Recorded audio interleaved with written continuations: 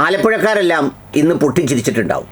എന്തിനാ പൊട്ടിച്ചിരിച്ചതെന്ന് ചോദിച്ചാൽ, കേരളത്തിൻ്റെ മുഖ്യമന്ത്രി ആരെന്ന് വെള്ളാപ്പള്ളി സാർ യോഗ്യത പ്രഖ്യാപിക്കുന്ന ഒരു വാക്കുകൾ കേട്ട്. അതിൽ മാത്രമല്ല, ചിരിച്ചത് അതിലേറ്റവും യോഗ്യതയുള്ള ആളുകളിൽ ഒരാൾ കെ.സി. വേണുഗോപാൽ ഉണ്ട് എന്ന് പറഞ്ഞത് കേട്ടാണ്. കാരണം ഒരുപക്ഷെ ആലപ്പുഴയുടെ രാഷ്ട്രീയത്തിലോ കേരള രാഷ്ട്രീയത്തിലോ ഒരു ഘട്ടത്തിലും രാഷ്ട്രീയ പ്രാധാന്യം നൽകുകയോ നേരിട്ട് സന്ദർശിക്കുകയോ കാണുകയോ അനുഗ്രഹം വാങ്ങിക്കുകയോ ചെയ്യാതെ ആലപ്പുഴയിൽ രാഷ്ട്രീയ പ്രവർത്തനം നടത്തിയ ഒരാളാണ് കെ.സി. വേണുഗോപാൽ. എന്നിട്ടും കെ.സി. വേണുഗോപാലിന് യോഗ്യതയുണ്ട് എന്ന് പറഞ്ഞത് കേട്ടപ്പോൾ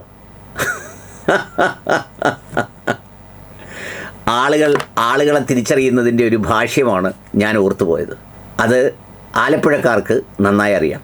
എന്തായാലും കേരളത്തിൽ വരാൻ പോകുന്ന മുഖ്യമന്ത്രിയുടെ സ്ഥാനങ്ങൾ നിർണയിക്കുന്നതിൽ ഒരു പങ്ക് വഹിക്കാൻ വെള്ളാപ്പള്ളി നടേശൻ സാറ് തീരുമാനിച്ചത് കണ്ട് എല്ലാവരും ഊറി ഊറി ചിരിച്ചിട്ടുണ്ടാവും.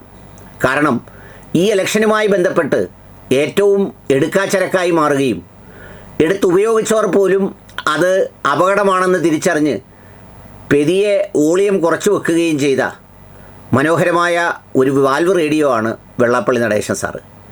അദ്ദേഹത്തിന് ഈ പത്മഭൂഷൺ കിട്ടിയിട്ടും അല്ലാതെയും ഒന്നും രംഗത്ത് വന്ന് അദ്ദേഹം നടത്തിയ പ്രസ്താവനകളൊക്കെയും രാഷ്ട്രീയമായി ഒട്ടും ഗുണകരമായില്ല എന്ന് CPIM തിരിച്ചറിയാൻ പോകുന്നത് വോട്ടെണ്ണലിന് ശേഷമായിരിക്കും. ആ കാറിൽ കയറ്റവും ആ പ്രസ്താവനയും ആ സരസ്വതി കടാക്ഷൻ നാവിൽ തുമ്പിൽ വിളങ്ങുന്ന സ്വീകരണങ്ങളും ഒക്കെയും അത്രമേൽ കേരളത്തിന് ഇഷ്ടപ്പെട്ടിട്ടുണ്ട്. അതിനിടയിലാണ് അദ്ദേഹം ഏതൊരു പദവി വെച്ചാണോ എല്ലാം പറഞ്ഞത് അത് തന്നെ ഹൈക്കോടതി അങ്ങ് റദ്ദ് ചെയ്തത്. അതിനെക്കുറിച്ച് നല്ല ശ്രീനാരായണീയരായ ആളുകൾ പറഞ്ഞത് സാക്ഷാൽ ഗുരുദേവൻ്റെ ഒരു ഇടപെടൽ അക്കാര്യത്തിൽ ഉണ്ടായി എന്നാണ്.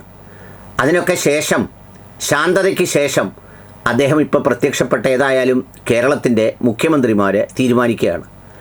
അതിൽ വി.ഡി. സതീശൻ TV-യിൽ മാത്രമായിരുന്നുവെന്നും രമേശ് ചെന്നിത്തലയുടെ സീനിയോറിറ്റി അവഗണിക്കാൻ കഴിയില്ലെന്നും എന്നാൽ കെ.സി. വേണുഗോപാൽ പിന്നിൽ നിന്നെല്ലാം ചെയ്ത ആളാണെന്നും അതിന് യോഗ്യതയുണ്ടെന്നും ഒക്കെ പറഞ്ഞ് യോഗ്യതാ സർട്ടിഫിക്കറ്റ് കൊടുക്കുമ്പോൾ ഒരുപക്ഷെ രാഷ്ട്രീയമായി ഒരു വിട്ടുവീഴ്ചയ്ക്കും നാളിതുവരെ തയ്യാറാകാത്ത, അങ്ങ് പോയി കണിച്ചുകുളങ്ങരയിൽ നിന്ന് അനുഗ്രഹം വാങ്ങിക്കാതെ ആ ബൂത്തിൽ നിന്ന് ലീഡ് പിടിക്കുന്ന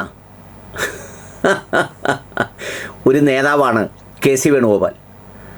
ഈ പല ആക്ഷേപങ്ങളും ആരോപണങ്ങളുമൊക്കെ ഉയർന്ന സന്ദർഭങ്ങളിൽ അദ്ദേഹം പല പ്രസ്താവനകളുമായി രംഗത്ത് വന്നപ്പോൾ മണിക്കൂറുകൾക്കകം മറ്റാരുടെ മുന്നിലും നിശബ്ദമായാലും വെള്ളാപ്പള്ളിയുടെ മുന്നിൽ നിശബ്ദമാവാത്ത ഒരു രാഷ്ട്രീയക്കാരൻ. ആലപ്പുഴയിൽ എനിക്കറിയാം ഒരുപാട് പേർ അദ്ദേഹത്തെ നിർബന്ധിച്ചിട്ടുണ്ട്.